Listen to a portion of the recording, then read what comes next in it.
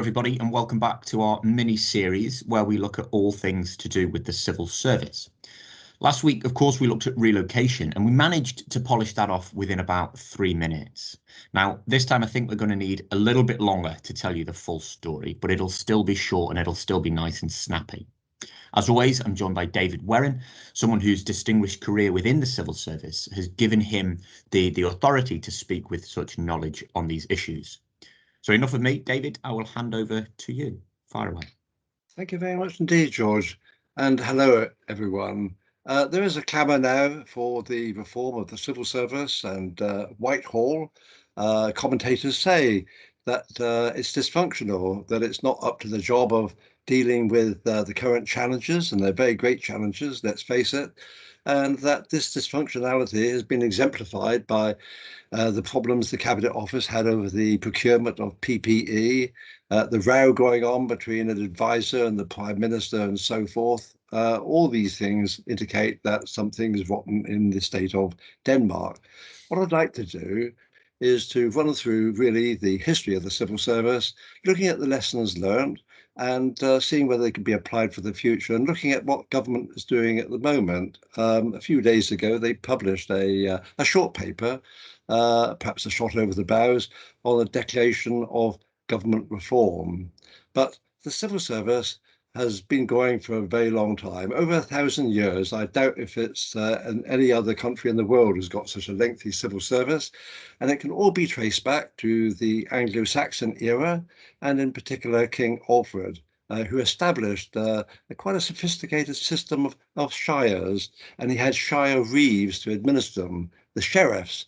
The shire system actually lasted for 1,000 years and was largely untouched until Mr. Ted Heath, the Prime Minister, came along in the early 70s and tampered with it. Then the Normans came along. They were great centralisers and also prodigious organisers, and they added their own refinements to the Anglo-Saxon system, and so it developed over the years and the centuries. Got to the 18th century, had the establishment of the East India Company, and within it, the Indian Civil Service, from which we get the term civil servant. The Indian Civil Service wanted to distinguish between the civil servant and the military servant, and so that term was adopted by the Home Civil Service. But the big game changer for the civil service was, of course, the Northcote Trevelyan reforms of 1854. Charles Trevelyan, the top official in the Treasury, and Stafford Northcote, the minister, the member of Parliament, and they were championed by Gladstone, who was then the Chancellor of the Exchequer. And they produced the Northcote Trevelyan report, which rooted out nepotism, corruption and patronage, and introduced the notions, the virtues of fairness, open competition for jobs, impartiality, and political neutrality. That report and recommendations were forced through Parliament. Gladstone had quite a job getting it through, but it then established the modern civil service and became the blueprint for other civil services in English-speaking countries, including the United States. Fast forward to the early 1900s, and Lloyd George looked at the Bismarck welfare reforms in Germany and introduced national insurance and the labour exchanges in between 1908 and 1910, the fledgling welfare state, as it were. Then came the First World War. The civil service was ill prepared for it, and in 1915 was the great scandal of the shortage of shells on the Western Front. So the civil service was shaken up after that. Interwar years, the Geddes Acts reduced the civil service very greatly. And again, they were ill prepared for World War II. But then in 1940, what commentators called the Hitler reforms galvanized the civil service, so that by 1944, Curly Barnett, the military historian, called the British civil service the finest in the world, better than Germany, better than the United States. In 1942, we had the Beveridge Report with its recommendations on social insurance and kindred issues. And that, of course, was adopted by the Labour government of 1945 and Prime Minister Attlee, who brought in the fully fledged welfare state and the concept of cradle to the grave. Along with a raft of nationalisations, all of which the civil service dealt with fairly competently. It got the job done. 1950s, bit of the doldrums for the Whitehall, resting on their laurels perhaps, and what Professor Peter Hennessy called the lost opportunity for civil service reform. But the 1960s saw different proposals coming in. A Labour government, 1964, Harold Wilson called on Lord Fulton to produce a report to meet the challenges of the civil service for the white heat of the technological revolution which Labour had promised. Fulton duly reported in 1967 and said that the civil service should adopt specialism to counter the culture of amateurism, to embrace science, technology, and engineering, to establish a civil service department which would be headed by the Prime Minister and responsible for it, and establish a civil service college for the training of managers. It's unfortunate that the report was brought in during a period, the 1970s, of economic turmoil and the country riven by strikes, etc. So it wasn't really fully implemented. There are remnants of Fulton still to this day. The last physical remnant was, in actual fact, the Civil Service College, which sadly was abolished by the coalition government just a few years ago. So then on to the 1980s, and Margaret Thatcher introduced 3 civil service reforms, one of which has been long-standing. The first was the Rayner scrutiny, which looked into efficiency matters, and in particular, the devolvement of responsibilities to managers, particularly in the field of HR. Then there was the Next Steps reform, the idea of establishing self-standing executive agencies run more or less on commercial lines to provide the delivery of better public services. And that reform was energetically implemented by the permanent secretary, Sir Peter Kemp. So that within a couple of years, there were over 100 executive agencies employing some 2/3 of the civil service workforce. That has been much attenuated since then, but the reforms stood the test of time. There's also a relocation program which saw 25,000 civil servants relocated out of Whitehall.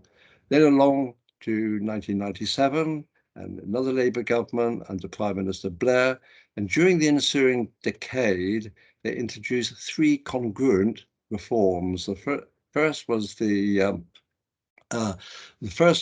reform of the Lines Review, yet another relocation review. The second was the Gershon Efficiency Review, and the third was the Varley Report, which looked at joining up government. Now, none of those reports, the reports as they were agreed and implemented, never had the impact. It didn't live up to the expectations at all. It sort of withered away, mainly, I think, because of lack of political interest. So we come along to 2010, the coalition government, austerity, retrenchment of the civil service.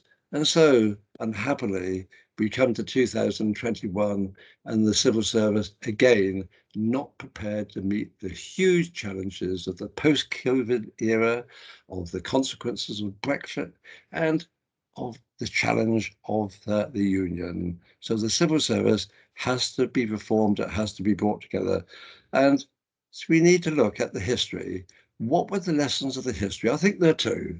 Firstly, the civil service, unlike its contemporaries on the continent, has been evolving. It was evolution. It was not revolution like in some countries on the continent. So it's had that granulated process. Even the great Northcote Trevelyan reforms, it was following in the tradition of things that had been done back in the Anglo-Saxon times. Those virtues are still retained today. The second, I think, conclusion we can reach is it depends upon political commitment and political commitment from the top. So obviously King Alfred at the beginning, he made sure things got done. But then we got to Northcote Trevelyan, Gladstone was behind it.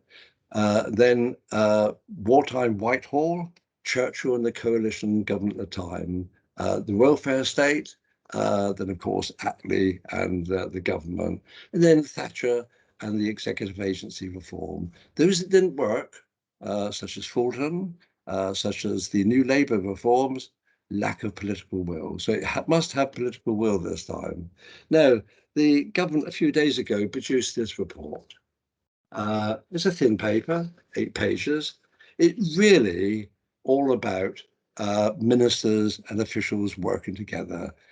Clearly the brainchild of Michael Gove from the Cabinet Office, and it's a step in the right direction. It's a short paper, about 8 pages, and it's in 3 parts: people, performance, and partnerships.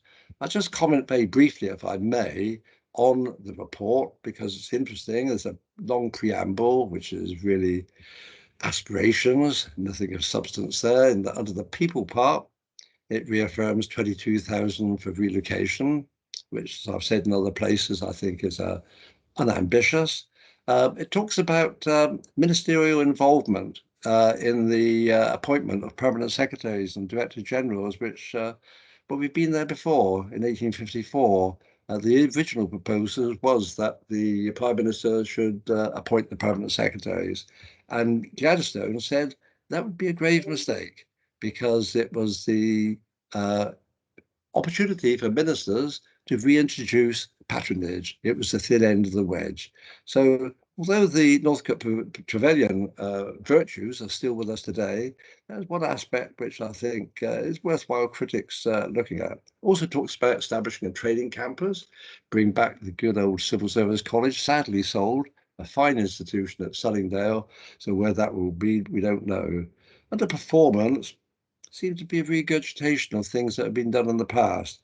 Improving cross-government functions, well, that was Varney. Introduce science, technology and engineering, well, that was Fulton. Having an evaluation task force, well, National Audit Office used to do that. And then it says there should be senior responsible officers, SROs, for major projects. Well, back in my day, in the 80s and early 90s, we had project sponsors who did exactly the same thing. Under partnership, that's all about officials and ministers working together and moving around. And then there's an annex document of listing actions to be taken, which includes a doomsday book of government property, which I would have thought should have been produced a long time ago. So it's a fairly thin document. It's not a lot in it really, but maybe it is just the precursor to something much bigger. In my view, what should happen? That the government should establish a royal commission. Could be do that quite quickly, a matter of weeks. Ask it to report within 12 months. Been done before, can be done now. Should be in 2 parts. The precursor to the reform should be a major relocation of Whitehall, not 22,000 posts, but the majority of the 90,000 which are there. This will not only save a lot of money, it will also regenerate towns and cities up and down the country, but more crucially, it will help in the reform of the civil service. It will be a catalyst. It'll get rid of the deadwood. And believe me, there's a lot of deadwood in the civil service. 30%, I can assure you, will be ones that could be rooted out by relocation. And relocation forces the civil service to think again. It forces them to innovate. And so will therefore there'll be the reform coming behind it will be introduced quite easily. So George, that's my 10 pennyworth or 15 minutes of it. And thank you very much indeed. That's amazing, David. When you proposed to look at the sort of history of civil service reform, I don't think I thought you'd be taking us back to the Anglo-Saxon era. How you've been able to draw a line between the problems that we face today, you mentioned a few of them, and how the decisions made all those centuries ago are impacting those problems, or rather our ability to create solutions to those problems is quite amazing. I mean, I've learned an awful lot there. I'm sure people will want to go over it again multiple times, rewatch it. There's a lot to digest. We'll be back next week, I'm sure, or in a few days to look at something else. And we've got a list of things that we want to talk about, I know, David, but I'd encourage the audience to get in touch if they want us to cover anything in a little bit of detail, a lot. We're open to ideas. Just let us know in the comments. Until then, David, thank you very much again. Good to see you. Good to hear from you. Good to learn from you as always. Thank you very much, George. See you all. Bye-bye. Bye.